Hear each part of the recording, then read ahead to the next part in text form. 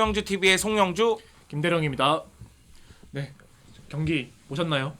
뭔 경기를 봐. 경기가 한두 경기니. 아니 녹화일 기준으로 화제가 된 경기는 또 레알 마드리드 대 또 맨체스터 시티의 경기가 화제가 됐는데 레알 마드리드 또 좋지 않은 결과를 안고 말았어요. 네, 산티아고 베르나베우에서 올 시즌 리그에서는 무패긴 한데 중요한 경기마다 패배를 당하는 모습이 있었는데 맨체스터 시티 펩 가르디올라 감독, 나는 시메오네 감독인 줄 알았어. 네, 제로톱을 썼고 4-4-2 포메이션을 가동하는 모습이었고 수비 쪽에 신경을 굉장히 많이 하고 나온 모습이더라고요. 레알 마드리드 같은 경우에는 이스코가 선제골을 넣긴 했지만은 제주스, 데브라이너에게 연속골을 허용하면서 1대2로 패배를 당했고 또 라모스도 퇴장을 당했으니까 2차전 원정에서는 레알 마드리드가 고전할 가능성이 더욱더 커졌다. 레알 마드리드가 이제 이번 경기만 안 좋았던 게 아니라 최근 기세가 별로 좋지가 않잖아요. 네, 최근 5경기에서 1승 1무 3패인데 네. 이 3패가 좀 뼈 아파요. 왜 그러냐면은 코파델레이 8강전에서 소시에다드를 상대로 홈에서 대결을 펼쳤는데 3대4로 패배하면서 탈락하고 말았습니다. 코파델레이에서. 네, 그리고 이 챔피언스 리그 경기를 치르기 바로 직전에 라리가 25라운드에서 레반테 원정 경기였는데요.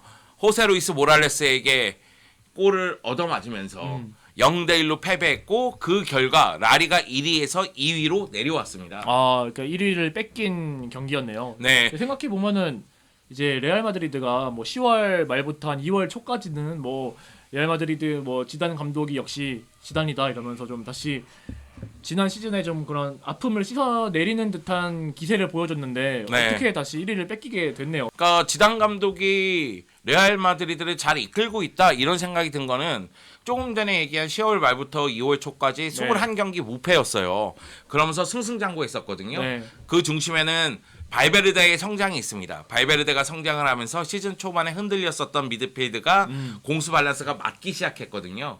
그리고 발베르데는 미드필드 어느 위치에서나 뛸 수 있기 때문에 뭐 토니 크루스가 빠질 때는 그 위치에서, 모드리치가 빠질 때는 그 위치에서, 카세미르가 빠질 때도 그 위치에서 그렇게 뛸 수가 있거든요. 그러면서 미드필드에서의 운용이라든가 전력이 더욱더 탄탄해졌는데요. 그 점 때문에 힘을 발휘할 수가 있었고, 그리고 라리가에서 무려 17명이 골을 넣었습니다. 그러니까 레알 선수단 중에 17명이 네, 그만큼 이제 득점 루트가 다양한 거죠. 거의 다 넣었다고 봐도 되네요, 거의. 네, 그 정도로 다양한 선수들이 골을 넣으면서 득점력을 유지하는 모습이 있었고, 펠랑멘드하고 크루투아 골키퍼가 제 역할을 하면서 수비 쪽에서의 안정감을 유지했기 때문에 그렇기 때문에 21경기 무패를 달릴 수가 있었던 거죠. 크루투아 잘하더라고요. 맨시티전 봐도.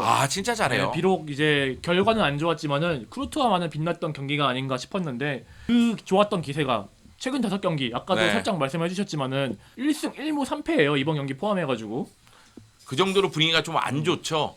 사실 레알 마드리드는 지금이 위기라고 해도 과언은 아닙니다. 네. 그러니까 레알 마드리드가 최근 들어서 부진한 이유 중에 하나는 역시 해결사가 없는 거 아니냐 이런 얘기가 나오고 있어요. 물론 카림 벤제마가 올 시즌 활약이 무섭습니다. 올 시즌에 공식 34경기에서 18골, 9개의 도움을 했고요. 그리고 라리가에서는 13골, 6개의 도움을 기록했습니다. 그러면서 벤제마가 해결사 역할을 하고는 있거든요. 하지만 최근 들어서 득점력이 침묵을 하고 있어요.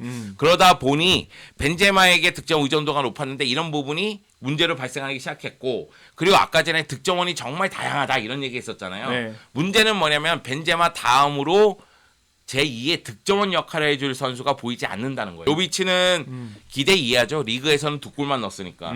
그리고 가리스 베일 같은 경우에도 부상과 부진, 그러면서 리그에서 3골에 멈춰있나 굉장히 고생하고 있습니다. 그리고 비니시우스도 나름대로 공격 쪽에서 활로를 개척하는 역할을 하지만은 득점력에서는 문제를 드러내고 있거든요. 호드리고 같은 경우에도 아직까지 어린 선수고요. 중요한 경기에서는 해결사가 해결해줘야 되는데 해결사가 해결을 못하고 있다는 얘기죠. 그러다 보니까 최근 득점포를 제대로 가동하지 못하는 모습도 나오고 있습니다. 근데 이제 레알의 이번 시즌을 앞두고 그래도 가장 기대를 모았던 선수는 또 아자르잖아요. 네. 근데 아자르가 초반에 부상으로 많이 못 나오다가 최근에서야 이제 조금 모습을 드러내기 시작했는데 그 부분도 확실히 좀 영향이 있었겠어요? 크죠. 네. 제가 보기에는. 네. 왜 그러냐면 지단 감독이 아자르 선수가 부상해서 복귀하면서 아자르가 플레이메이커 역할도 해주기를 원했을 뿐더러 제2의 득점원 역할도 해주기를 원했을 거예요. 근데 아자르 선수가 레반떼전에서 다시 한번 부상을 당하면서 오른발 비골 골절상을 당했거든요. 그래서 사실상 시즌 아웃이라는 얘기가 나오고 있습니다. 근데 아자르 선수가 1억 유로의 사나이잖아요. 네. 여름에 첼시에서 1억 유로의 이적료에 영입을 했는데 올 시즌 공식 경기 15경기 뛰었어요. 15경기. 네. 한 골 5개의 도움을 기록했거든요. 그러니까 올 시즌 부상에 의해서 제 역할을 못했다. 이렇게 보면 되겠고, 물론 이제 발목 부상에서 돌아와서 2경기 뛰면서 2경기에서도 날카로운 모습을 보여주긴 했지만 그 2경기 모두 레알 마드리드가 승리를 거두지는 또 못했었거든요. 그 점 때문에 아자르 선수가 이적료에 비해서 보여준 게 없다. 이런 비판을 또 듣고 있죠. 수비 쪽에서도 조금 답답한 모습이 있죠. 네, 사실은 조금 전에 승승장구할 때 레알 마드리드의 수비력에 대해서 우리가 칭찬하지 않았습니까? 네. 근데 최근 들어서 수비의 집중력이 흔들리고 있습니다. 네. 라리가에서는 여전히 레알 마드리드가 최소 실점이에요. 네. 그러니까 올 시즌에 무려 12경기에서 무실점을 기록할 정도로 무실점 경기도 정말 많거든요. 쿠르투아 골키퍼가 그만큼 잘 하고 있다는 얘기입니다. 네. 근데 라모스하고 바란 중심의 수비는 순간순간 실수를 범하는 경우가 있어요. 그러면서 이제 실점의 빌미를 제공하곤 하거든요. 그러다 보니까 수비 쪽에서도 문제가 나타나기 시작했고 최근 5경기 연속으로 실점했잖아요. 그리고 최근 5경기에서 무려 10골이나 내줬습니다. 5경기에서 10골. 네, 그럼 경기당 2골이라는 얘기잖아요. 네. 그 점 고려했을 때 레알 마드리드의 수비도 지금 흔들리고 있다. 이렇게 평가할 수가 있겠죠. 챔피언스 리그도 일단 2차전은 모르겠지만은 1차전은 안 좋은 결과를 낳았고 코파델레이도 탈락했고 리그에서도 1위에서 2위로 내려앉았고 네. 그러면은 엘클라시코 굉장히 중요하겠어요. 그렇습니다. 엘클라시코가 가장 중요하지 않을까 이런 생각이 드는데 코파델레이에서는 탈락했고 챔피언스 리그에서는 탈락 직전. 네. 그러면 라리가에서 우승 가능성을 높여야 되는데 현재 바르셀로나가 1위, 2위가 레알 마드리드거든요. 그런데 1위 바르셀로나하고 승점 차가 지금 2점에 불과합니다. 2점. 네. 그렇기 때문에 다가오는 엘클라시코에서 레알 마드리드가 바르셀로나에게 승리를 거둔다면 1위 탈환과 함께 분위기 반전도 성공하게 되죠. 그러면은 탄력받은 레알 마드리드는 그 다음부터는 치고 나갈 수가 있거든요. 그럼 맨체스터 시티 원정에서도 가능성을 높일 수가 있다는 얘기죠. 그런데 만약에 바르셀로나전에서 패배를 당한다? 그러면 분위기는 정말로 나빠질 겁니다. 아 진짜 무관을 걱정해야 되는 네. 상황이 오는 건데 일단은 엘클라시코에 집중해야죠. 엘클라시코가 산티아고 베르나베우에서 펼쳐지기 때문에 그리고 전반기에 깜누에서 펼쳐진 엘클라시코에서도 레알 마드리드가 굉장히 잘했어요. 물론 무승부로 끝나긴 했지만요. 네. 그 점을 고려했을 때는 엘클라시코의 사력을 다해서 승리를 거두자. 이것이 가장 중요하다. 그렇게 말씀드릴 수가 있겠고 제가 조금 전에 레알 마드리드의 문제점들 얘기를 했는데 벤제마가 터져준다면 나름대로 해결이 또 될 수도 있어요.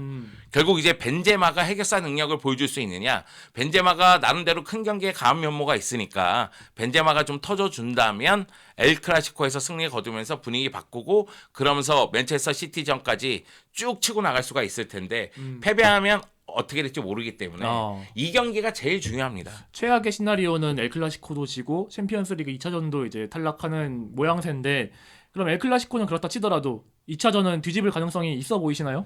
저는 어렵다고 봐요. 지금 상황은. 어렵다. 네, 지금 상황은 왜 어렵냐면은 맨체스터 시티도 챔피언스 리그에 집중하고 있거든요. 아 그렇죠. 네. 리그에서는 이제 우승 트로피를 거의 뭐 내준 네. 상황이니까. 그것도 그렇고 또 한 가지는 UEFA 징계를 받았기 때문에 그 부분 때문에 챔피언스 리그에서 무언가 보여줘야 된다. 이런 동기부여가 또 되어 있어요. 그렇죠. 거기다가 가르디올라 감독이 챔피언스 리그에서 실패하면서 굉장히 많은 비판을 들었거든요.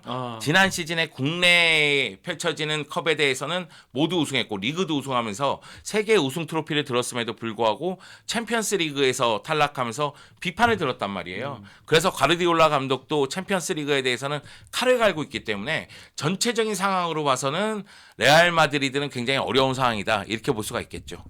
이제 모든 것의 분수령은 챔피언스 리그든 라리가든 이제 엘클라시코에 또 달려 있다고 봐지는 게 엘클라시코를 승리하면은 또 여기 기세를 몰아가지고 챔피언스 리그 결과도 또 좋게 될 수 있는 거니까 이제 모든 축구 팬들의 시선은 이번 주말 엘클라시코에 쏠릴 것 같습니다. 네, 엘클라시코 놓치지 마세요.